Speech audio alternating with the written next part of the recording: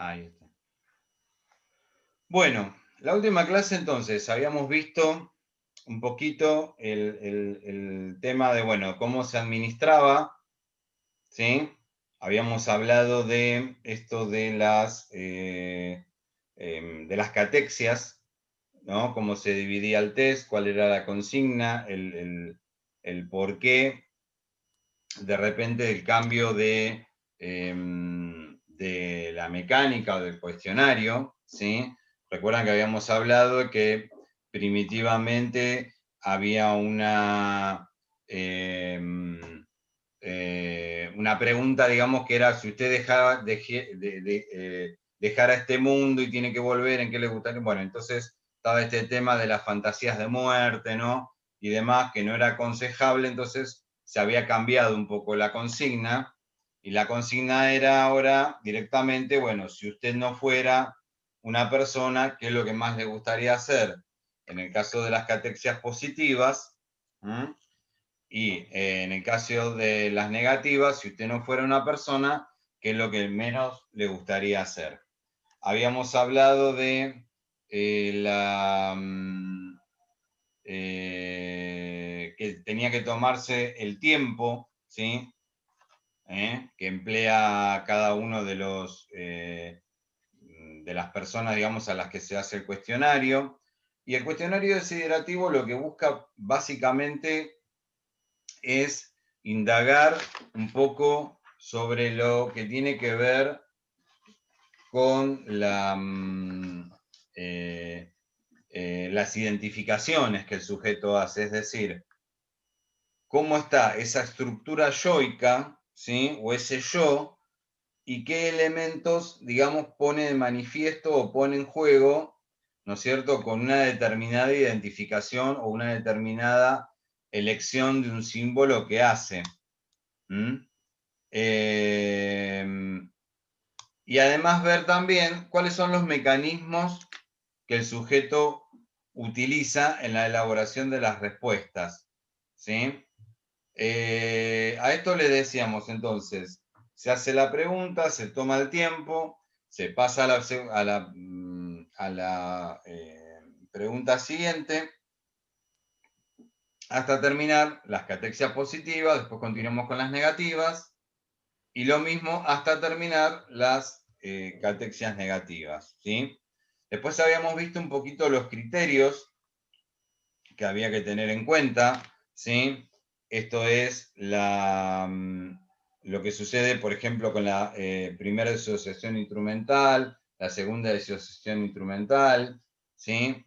Esto que habíamos hablado de la primera disociación era la de separar realidad de fantasía, ¿eh? Cuando de repente se mezclan esto de las elecciones antropomórficas, ¿no? O de figuras idealizadas. La segunda disociación tenía que ver con las cualidades del objeto que se eligen, ¿sí? Si se puede separar un poco la identificación propia con el sujeto, esto de que de repente, si el sujeto, por ejemplo, dice, bueno, no me gustaría, por ejemplo, este ejemplo, ¿no? De no me gustaría ser el obelisco porque todo el mundo me vería desnudo, o sea, esto de no poder separar, ¿no? los elementos propios de los propios del objeto, ¿sí? O del propio símbolo. Y después habíamos hablado de la identificación proyectiva, un poco esto que les decía recién, ¿no? Digamos, el criterio o las elecciones de determinado objeto que hace cada uno de los sujetos, ¿sí? O el por qué se identifica o por qué de repente establece que ese objeto lo representa, ¿no es cierto? Esto de, en cuanto a los animales, en cuanto a por ejemplo, un tipo de animales o un determinado tipo de objetos. Y después la racionalización, que tenía que ver con el sostenimiento de la respuesta. Una cosa que yo me olvidé es que nosotros hacemos la pregunta y además de tomar el tiempo, cuando el sujeto hace la elección, preguntarle, bueno, ¿por qué? ¿Sí? Es decir, si usted no fuera una persona, ¿qué es lo que más le gustaría hacer? Un perro. ¿Por qué? Tac. Y tiene que dar la fundamentación. Y ahí el tema era poder visualizar cuáles eran los fallos, ¿no es cierto?, que de repente se presentaban en este caso, ¿sí? Es decir, si no podía sostener una fundamentación o de repente no puede fundamentar, o hacía fundamentaciones equivocadas, esto de repente, por ejemplo, a un objeto negativo darle una fundamentación positiva y viceversa, ¿sí? Eh, Esto de también tener fallos parciales, esto de decir porque me gusta, porque es lindo, o sea, cosas así que uno tiene que estar como clarificando, ¿no? Y tiene que estar como tratando un poco de aclarar un poco la cuestión, ¿sí? Bueno, aparte de todas estas cuestiones que nosotros fuimos trabajando, ¿sí? Está también ciertos, digamos, mecanismos desde lo psicológico que, digamos, de repente conviene tener en cuenta, ¿sí? Es decir, hay ciertas cuestiones desde lo que es la personalidad y desde lo que es los mecanismos que de repente el sujeto emplea, ¿sí? Que uno tiene que tenerlo en cuenta también a la hora de realizar un análisis pormenorizado, ¿no es cierto?, de las respuestas. Bueno, un elemento importante es el monto de ansiedad, cómo el sujeto de repente maneja este tema, ¿sí? Es decir, digamos, el monto de ansiedad está muy relacionado de repente con la posibilidad, digamos, mayor o menor de poder dar o poder fundamentar o dar una respuesta o una fundamentación adecuada. ¿Sí? Sabemos que la ansiedad, digamos, muchas veces nos juega en contra, ¿no? Y que a veces uno por responder rápido o por querer,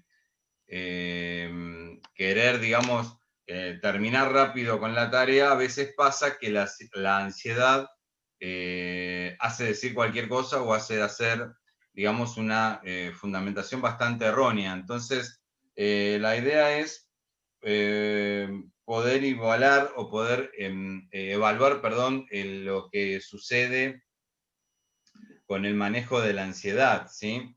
Es decir, cuando el sujeto, ¿sí?, digamos, presenta montos de ansiedad excesivos, este monto de ansiedad, ¿sí?, muchas veces hacen que el sujeto no pueda coordinar o no pueda dar la respuesta que desea, ¿sí? Es decir, muchas veces cuando la ansiedad es muy excesiva, es muy esperable que el sujeto tenga tiempos de reacción cortos. Después vamos a ver lo que es el tiempo de reacción, pero digamos, es decir, como que responden rápido, ¿sí? Pero a veces sin dar la respuesta necesaria o la respuesta, digamos, que se debería dar, ¿sí? Cuando la tolerancia a la frustración y la atención es excesivamente baja, es esperable que haya más ansiedad, ¿sí? Es decir, ¿por qué? Porque uno quiere que la cosa salga como uno espera, ¿no? O como uno desea. Entonces, a veces, Perdón, profe, ¿puede sí, repetir lo que no escuché esta segunda parte? sí, cuando la tolerancia a la frustración y la tensión es excesivamente baja, es esperable que haya un alto grado de ansiedad, ¿sí? Es decir, la ansiedad hace que de repente no se pueda tener un control acabado, digamos, de las respuestas o de las conductas, ¿sí? Es decir, lo importante cuando uno está evaluando el cuestionario desiderativo, esto de que yo les decía, ¿no? Del registro y de poder ir viendo, es justamente ir viendo en qué momentos se presenta estas conductas, vamos a decir, ansiógenas, ¿sí? Es decir, por ejemplo, si la ansiedad se presentó más en las negativas que en las positivas, o en o en alguna de las catexias, porque a veces también, ¿qué pasa? Las cualidades, generalmente la ansiedad, digamos que se presenta mucho en lo que es sobre todo en las catexias negativas, ¿sí? Es decir, en las catexias negativas a veces suelen ser, digamos, muy movilizadoras en forma negativa para el sujeto. Entonces, como que el sujeto de repente no tiene esa posibilidad de manejarlo, como que algo se le presenta displacentero, ¿no? Como el hecho de tener que de repente identificarse, digamos, con algo negativo también se le presenta como algo intolerable. Entonces, eso hace que también muchas veces el monto de ansiedad, digamos, eh, suba a niveles altos y que de repente el sujeto no pueda responder de la forma adecuada, de la forma que se espera, ¿sí? Generalmente, el monto de ansiedad, ¿sí? Se presenta al inicio de la prueba, es decir, cuando digamos, cuando se le propone la prueba o se le propone o se comienzan con las preguntas, ¿sí? Es muy esperable que haya un monto de ansiedad alto, es decir, ¿no? Esto de la expectativa o de ver de qué es esto, de qué se trata, ¿no? O qué es lo que me va a preguntar y demás. Y lo esperable es que, digamos, esto vaya paulatinamente bajando, ¿sí? Es decir, el sujeto, o lo ideal es poder ver de repente el sujeto si puede ir ajustándose al mecanismo o a la dinámica de la prueba, ¿sí? Es decir, cuando ve que no puede ajustarse, cuando empieza, por ejemplo, el tema de que no entiende la consigna, pregunta, ¿no? O como que le extraña, o como que de repente hay cuestiones que no puede responder, es muy esperable que el monto de ansiedad empiece a subir, ¿sí? Sobre todo, tenemos que tenerlo en cuenta, ¿no? En los casos, o en aquellos casos de chicos que a lo mejor son inseguros, que necesitan mayor estimulación, que necesitan mayor acompañamiento, ¿eh? O sea, pensarlo desde ese lugar, ¿no es cierto? Es decir, pensar de repente, eh, bueno, cómo podemos estimularlo, ¿sí? Para poder bajar de repente ese nivel de ansiedad, ¿no? Y que el chico pueda de repente responder adecuadamente, ¿sí? También otra cosa observable es también, ojo, la ausencia total de ansiedad. Es decir, cuando hay una ausencia total de ansiedad, es que quiere decir que también no hay un ajuste adecuado, es decir, como que está en una actitud de que de repente como que le da lo mismo, como que, digamos, no lo moviliza demasiado el hecho de involucrarse, con lo cual, digamos, el tema es, bueno, ver un poco qué es lo que va pasando con ese monto de ansiedad. Es decir, el tema es pensar un poco cómo el sujeto se va involucrando, ¿no? Y de repente va participando en la prueba. ¿Mm? También la ansiedad puede mostrarnos conductas de repente de chicos o de personas. Yo hablo de chicos porque en realidad eh, es lo que más, digamos, uno trabaja, pero también puede pasar en adultos, ¿sí? Es decir, que de repente muestren o tengan, digamos, actitudes evitativas, ¿no? O de no querer responder, o de repente eh,